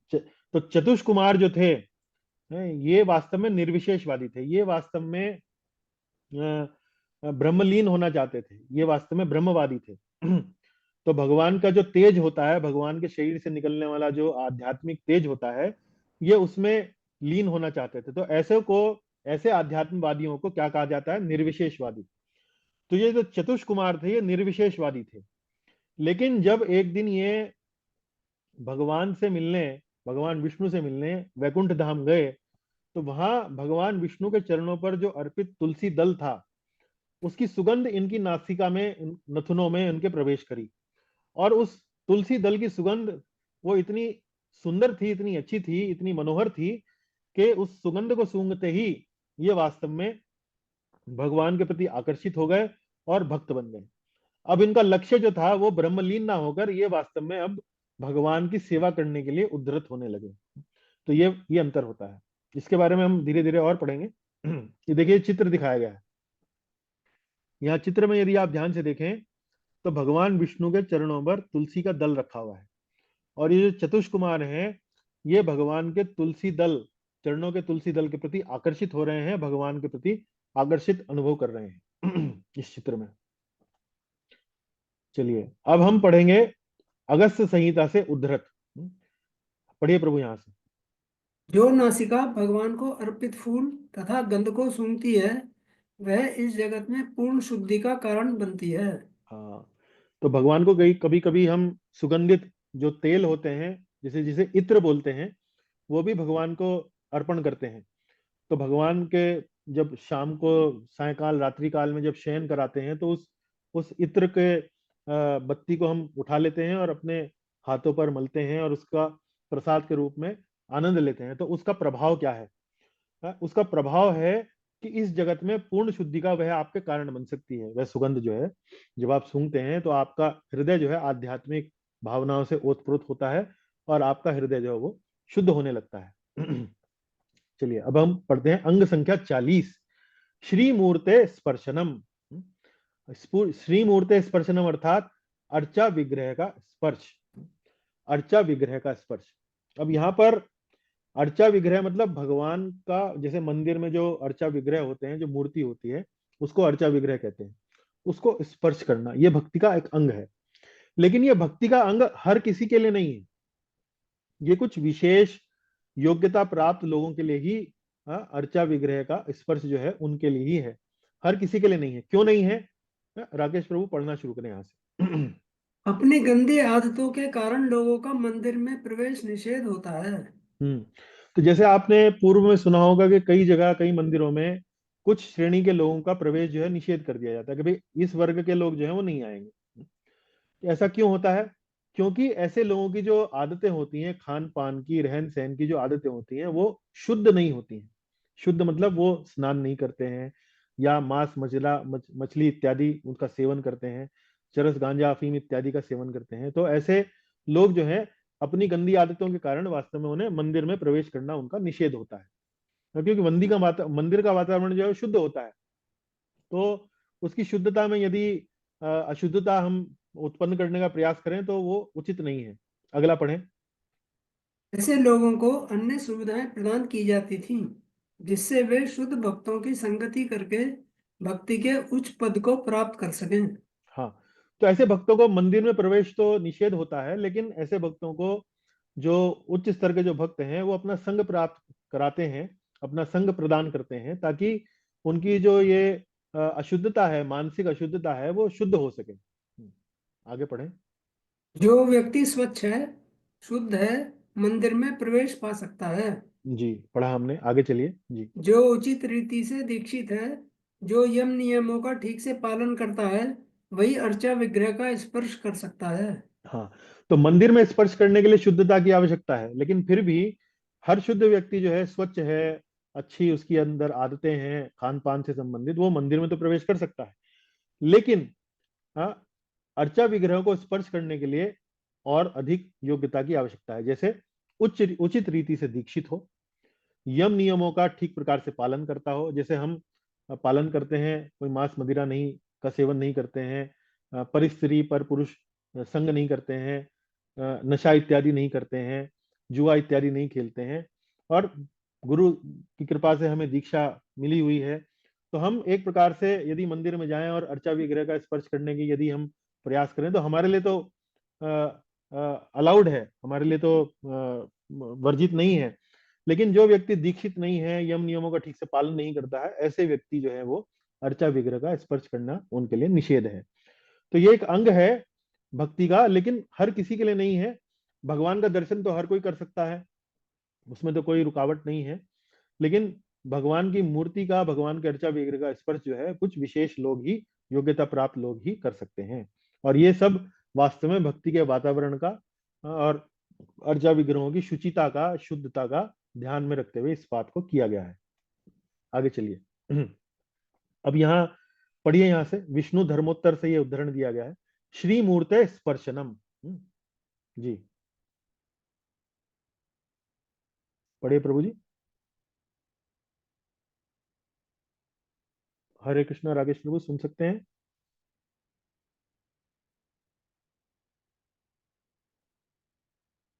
संभवतः उनके इंटरनेट कनेक्शन में कोई खराबी है। अन्य भक्त सुन सकते हैं? म्यूट था प्रभु जी, सॉरी। अच्छा चलिए, पढ़िए पढ़िए जी। विष्णु धर्मोत्तर से उद्धृत हम्म, एक शुद्ध निष्ठावान तथा योग्य भक्त यदि भगवान विष्णु के अर्चा विग्रह का स्पर्श करता है तो वह तुरंत भौतिक पापों के कल्मश से मुक्त हो जाता है और उसकी सारी इच्छाएं अविलंब पूरी हो जाती हैं। हाँ। तो ये देखिए, ये परिणाम बताया है कि यदि भगवान के अर्चा विग्रह का स्पर्श किया जाए तो क्या परिणाम हो सकता है। भौतिक पापों के कलमश से मुक्त हो जाता है। आगे चलिए।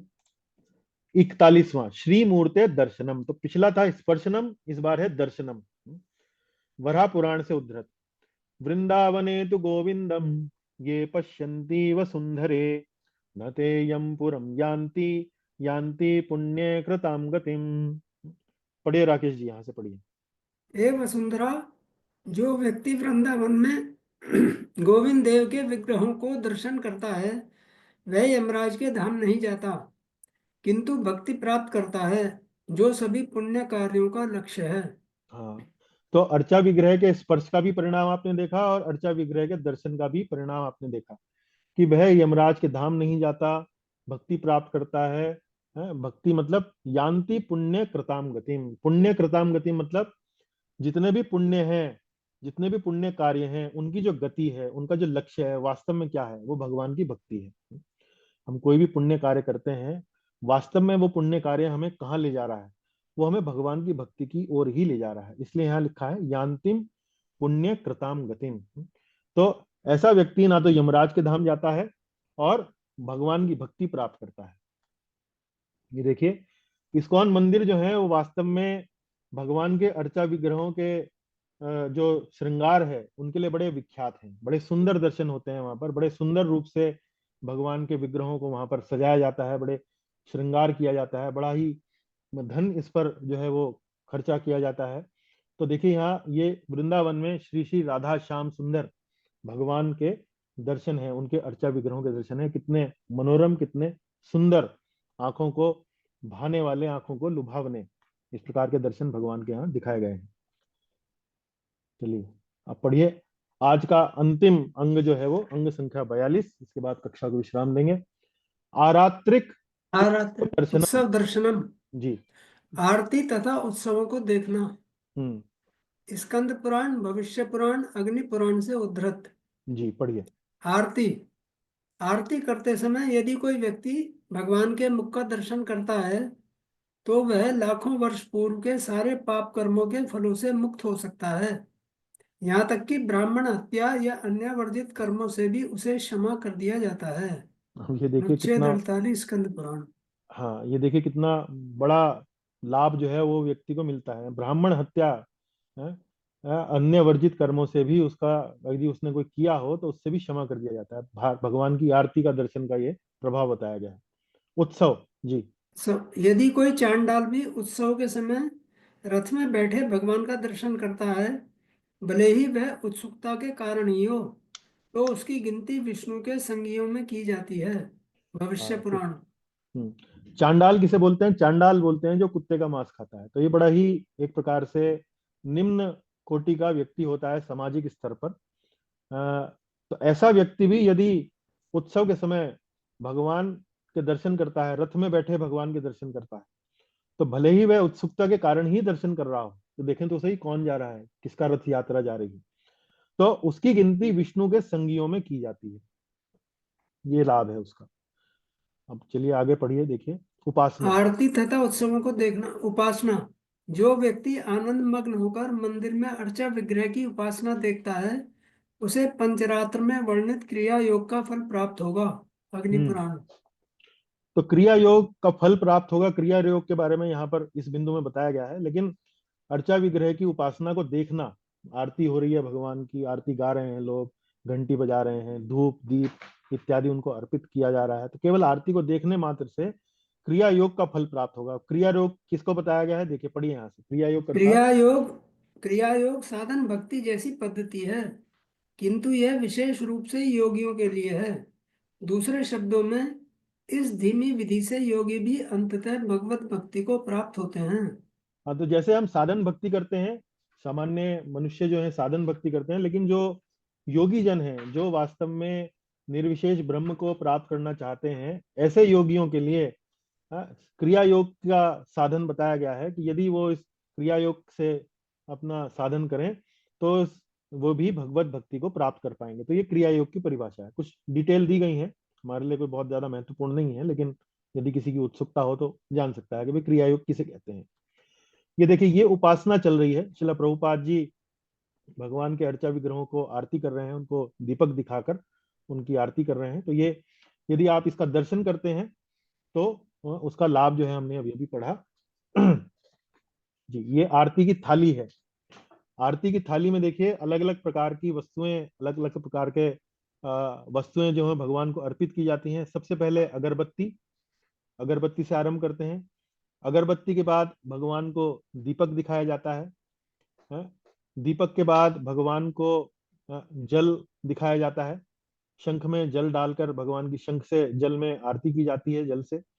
उसके बाद भगवान को पुष्प अर्पित किया जाता है, क्षमा कीजिए, वस्त्र अर्पित किया जाता है। वस्त्र के बाद पुष्प अर्पित किया जाता है। और इस प्रकार से आरती आरंभ करने से पहले शंखनाद होता है, आरती के अंत में शंखनाद होता है। इस प्रकार से ये आरती जो है भगवान की बड़ी सुंदरता से गायन के साथ की जाती है। तो यहाँ हमारी आज की इस कक्षा को हम विश्राम देंगे। हमने आज की कक्षा में अंग संख्या 35 से लेकर अंग संख्या 42 तक चर्चा करी। तो भक्ति रसामृत सिंधु की जय, श्रील रूप गोस्वामी जी की जय, श्रील प्रभुपाद जी की जय। यदि कोई प्रश्न है, कोई टिप्पणी है तो हम अभी चर्चा कर सकते हैं। बहुत बहुत धन्यवाद। प्रभु, जैसे आपने इसमें बताया कि गोपी गीत, लेकिन कई लोग कहते हैं गोपी गीत हर समय नहीं गाना चाहिए। अब जैसे माता जी किसी प्रार्थना को लेकर यदि कोई विशेष अवधि बताई गई है तो उसका पालन किया जाना चाहिए। वास्तव में मैं इस विषय में अभी बहुत ज्यादा अधिक जानता नहीं हूँ। गोपी गीत की प्रार्थना को लेकर ऐसा कोई निषेध इत्यादि नहीं, है? वो ये जैसे हर समय नहीं गाना चाहिए, जैसे अपन याद कर रहे हैं मान लो गोपी गीत, मान लो, तो ये भी नहीं करना चाहिए क्या? ये मैं आपसे पूछ रही हूँ। देखिए, मैंने इस संबंध में सुना नहीं है। मेरे विचार से ऐसा कोई निषेध नहीं है, पर मैं जानकारी करके आपको बता सकता हूँ कि भाई ऐसा कोई निषेध है क्या कि भाई किसी समय नहीं गाना चाहिए। मेरे विचार से तो गाया जा सकता है जी। हाँ, ये जैसे गोपी गीत याद करना है तो अपन याद कर रहे हैं तो हर समय चलते फिरते ही याद होता हाँ, है। गा सकते हैं, गा सकते हैं, क्यों नहीं गा सकते। तो वो कहते हैं जैसे भगवान ब्रह्म में आ जाते हैं, क्योंकि गोपियों ने ब्रह्म में गाया था ये सब। नहीं, ऐसा मैंने तो सुना नहीं है, पर मैं हाँ, किसी मैंने भी नहीं सुना, लेकिन मैंने सुना, किसी ने मेरे से बोला ऐसे नहीं गाना चाहिए हर समय, और ये वो तो उसी समय तो याद करने के लिए तो यही फॉलो किया जाता है कि हाँ हाँ। माता जी, मैंने उत्तर दे दिया ना आपको कि भाई मैंने ऐसा सुना नहीं है। यदि कोई ऐसी बात होगी तो मैं आपको जी बता जी दूंगा। जी प्रभु जी। चलिए, अन्य कोई प्रश्न?